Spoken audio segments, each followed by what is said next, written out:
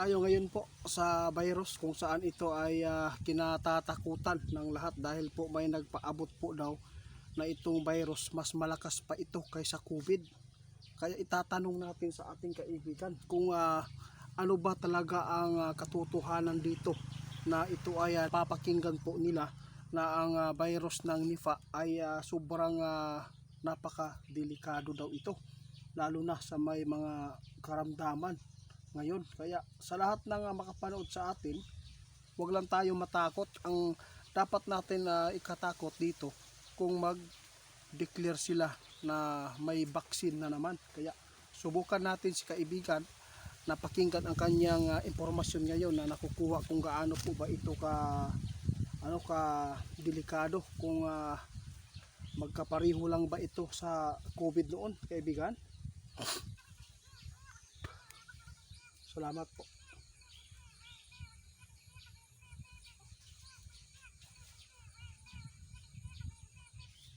Sabi ng ating kaibigan, sa lahat ng natatakot, no, yung mga nagpaabot sa amin, ang delikado lang po dito yung mga may mga sakit sa asma, high blood, at saka yung mga bata ngayon. Kaya kailangan na malinis lagi ang ating mga kamay, at yung mga kinakain po daw natin ay bawas-bawasan po natin yung mga pagkain na nakakasira sa immune natin, no, sa immune system natin. Kaibigan, salamat po. Maraming natatakot po kayo ngayon, kaibigan, dahil po sa Nipah virus, kasi gusto na nilang malaman kung ano ba ito katotoo na mas malakas pa daw ito sa COVID.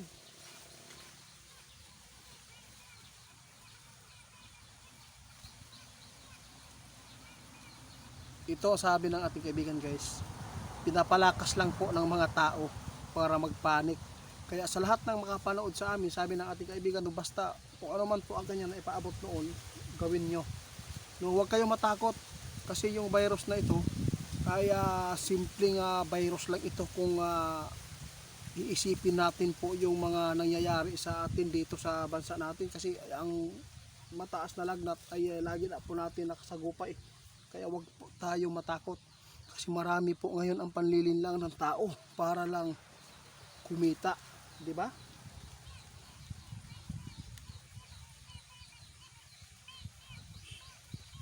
Sos, Diyos ko. Kung malinlang kayo, ito po ang masaklap.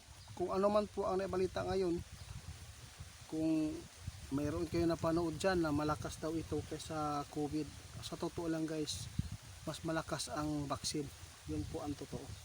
Ito po ang tandaan natin. Kung ano man po ang napaabot natin noon, tandaan na lang po ninyo. Ayaw kong balik-balikan ang pagpapaabot, kasi ayaw kong mapahamak tayo.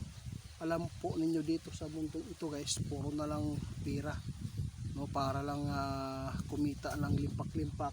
Kaya ito po ang mga nangyayari. Kung hindi lang ito tutugunan po ng ating bansa, no, hindi ito delikado sa mga tao. Kasi natakot lang tayo kung mag lockdown tulad po noon, no, posibleng maraming magugutom. Baka ito po ang mga hinuhulaan ng ating kaibigan noon.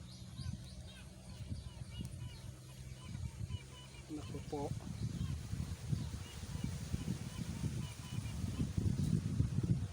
Ang sabi ng ating kaibigan, sa lahat po daw ng makapanood sa amin, walang problema itong virus sa katawan natin.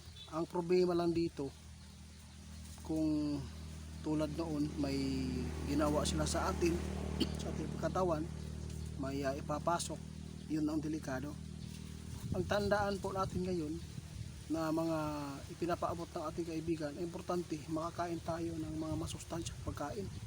Kasi dito sa mundo natin, puro naman talaga sakit. Kasi ang ating kinakain dito ay hindi na po maganda. Hindi na po ito nakapagbigay sa atin ng immune system, dahil po yung mga pananim natin puro na lang insecticide. Lalo na yung kalikasan natin ay hindi na maganda ang naibibigay po na hangin, yung mga nalalanghap natin, kasi kadalasan po dito sa ating bansa puro na lang mga yung tinatawag na factory, no? Dami po nagpatayo ng mga factory kahit nakakasira po sa kalikasan. Isa na po dito. Ang kawawa lang yung paniki ay laging napagtripan. Kaya sa totoo lang guys, hindi natin ito katakutan. Ang katakutan natin yung gagawin po ng tao sa ating katawan. Kaya sa lahat ng makapanood, ligtas po kayo mga idol kung napanood po yung video natin dati. Kasi ang importante dito, alagaan natin yung bawat nating sambahayan, anak natin, laging malinis. At saka yung mga tubig kailangan nakatakip lagi, kasi hindi natin alam, baka may makapasok o maihian ng daga. Ito po ang pinakamatinding, napakadelikado. Yun po. Itong virus na yung ngayon na lumabas, huwag kayong matakot sa mga napanood ninyo. Sabi nila malakas daw. Normal lang yan. Ginagawa lang tayong gago dito. Salamat po sa mga bago pa lang sa ating channel. Maraming salamat. Paki-support po sa ating Facebook page, Ghost Hunter 88. Sa lahat po ng mga maka-follow sa atin, ang page natin ay Ghost Hunter 88 original, at saka kay Ghost Hunter 88. Ang scammer dyan si Ghost Hunter 88 fans.